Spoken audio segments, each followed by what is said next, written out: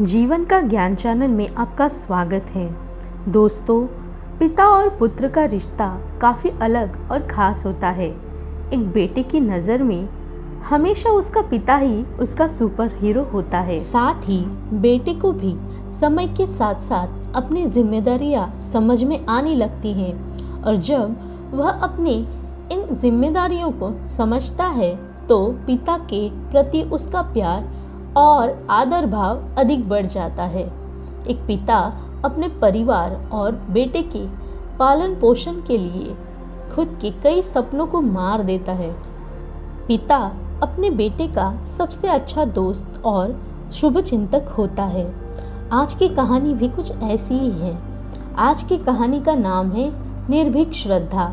चलो तो कहानी को शुरू करते हैं। एक वनस्पति शास्त्री अपने बेटे के साथ गहरी घाटी में कुछ विशिष्ट वनस्पतियों की खोज में गया।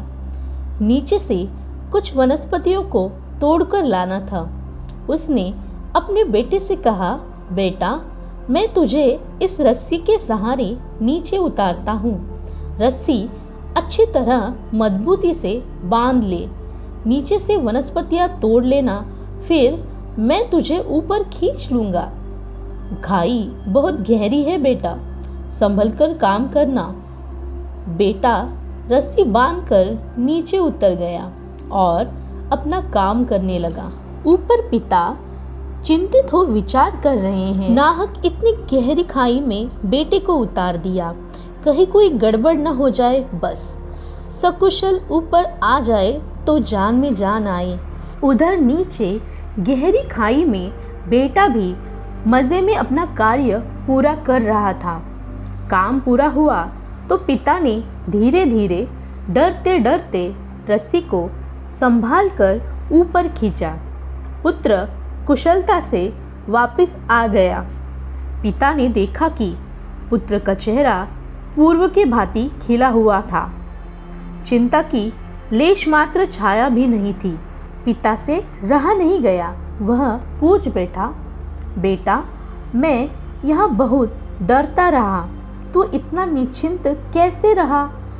पुत्र ने उत्तर दिया, मैं निश्चिंत इसलिए था कि मेरी डोर आपके हाथ में थी। जिस पुत्र की डोर उसके पिता के हाथ में हो, उसे कैसी चिंता। जिस बेटे के सिर पर जब पिता का हाथ होता है, उसका हर लम्हा खुशहाल होता है। दोस्तों, ये एक छोटी सी कहानी आपको एक बड़ी सीख देकर जाएगी। सच में जिस पुत्र या पुत्री के ऊपर उसके पिता का हाथ होता है, उसके लिए जीवन खुशहाल और सरल होता है। ये कहानी आपको कैसी लगी कमेंट्स में ज़रूर बताना तथा मेरे चैनल को लाइक और सब्सक्राइब करना ना भूलना।